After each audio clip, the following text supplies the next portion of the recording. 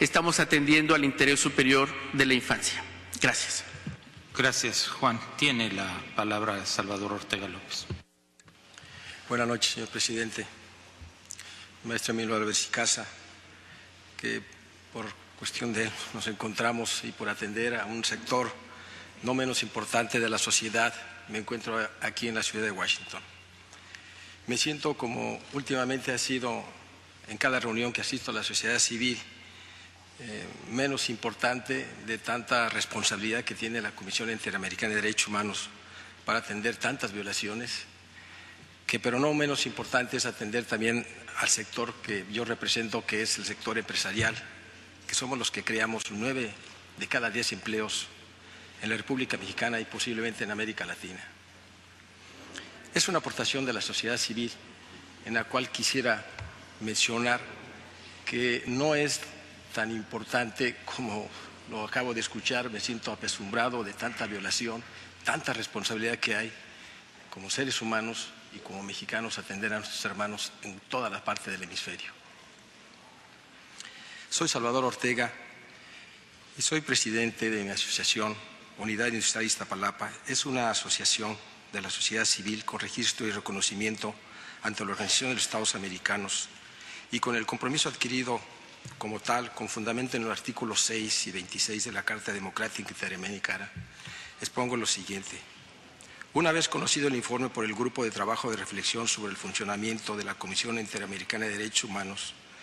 para el fortalecimiento del sistema interamericano de derechos humanos, me congratulo de reconocer el papel preponderante y la labor trascendental del organismo y reafirmo mi convicción sobre la importancia que reviste el que de manera urgente los Estados miembros asuman una actitud de responsabilidad y acción respecto a la interpretación y aplicación efectiva de cada uno de los estándares en materia de derechos humanos,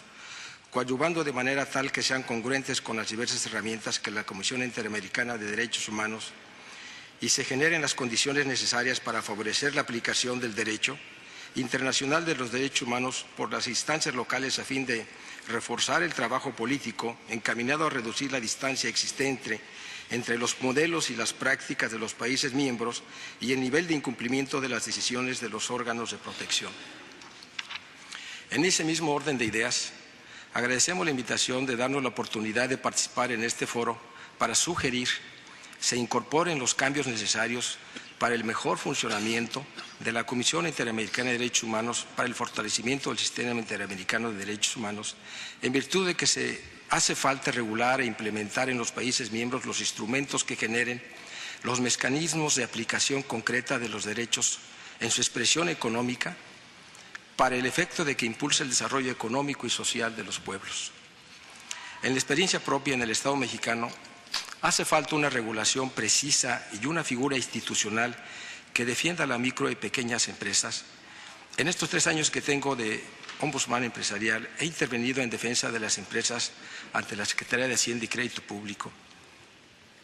por los abusos de esta autoridad hacendaria al requerir a los contribuyentes documentos comprobantes y estados de cuenta de terceras personas, dejándose en un estado de indefensión,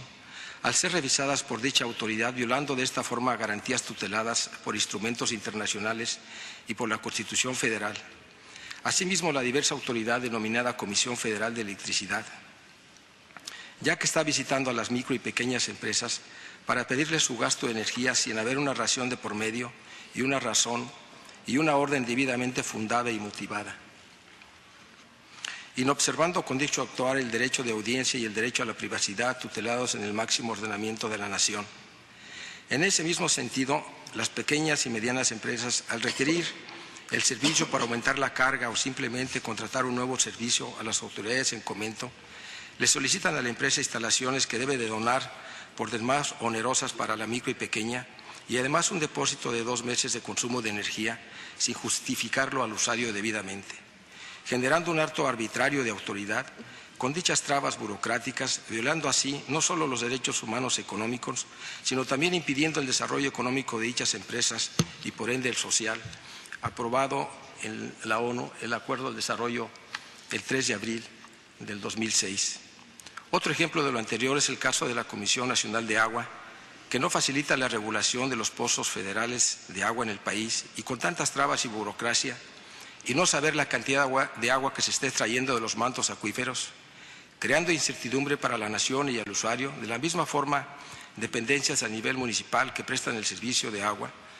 en los municipios y en el Valle de México actúan de manera irracional en virtud de que las cuotas son excesivas, emitiendo boletas de gasto fijo hasta por 1000%, ignorando el gasto real del consumo de agua, aunando que en estos muchos casos ni siquiera se suministra el agua, sobre todo en el área de Iztapalapa. Asimismo, se destaca que en muchos de los casos no se sigue la cultura de premiar al que menos desperdicie el agua, como debe de ser para fomentar la cultura del cuidado del vital líquido. Por otro lado, se enfatiza que el Gobierno federal, en forma unilateral, incrementa constantemente el precio de la gasolina, el gas, la energía eléctrica y las tarifas del agua, sin considerar a la sociedad civil, violando con dichos actos arbitrarios el Tratado de París y otros multitratados internacionales de que nadie está por encima de los derechos del pueblo, así como la Carta Democrática Interamericana en su 6º y 26 artículos, con los cuales se comprometió el Estado mexicano a integrar a la sociedad civil para coadyuvar en el cumplimiento de los derechos humanos. En el Estado mexicano al cual pertenezco, el 10 de junio del 2011 se modificaron 11 artículos de nuestra Constitución para darle más reconocimiento y protección al ciudadano para participar en las decisiones de la nación, ya que el país es de todos y no nada más de la clase política. En relación a lo anterior, cabe destacar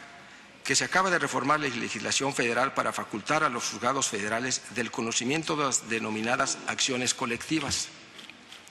incrementando ahora los juzgados comunitarios. En virtud de ello, esta asociación nos registramos inmediatamente con el número AC 187 para lograr y hacer más efectiva la justicia y ahorrarle al país en miles de juicios.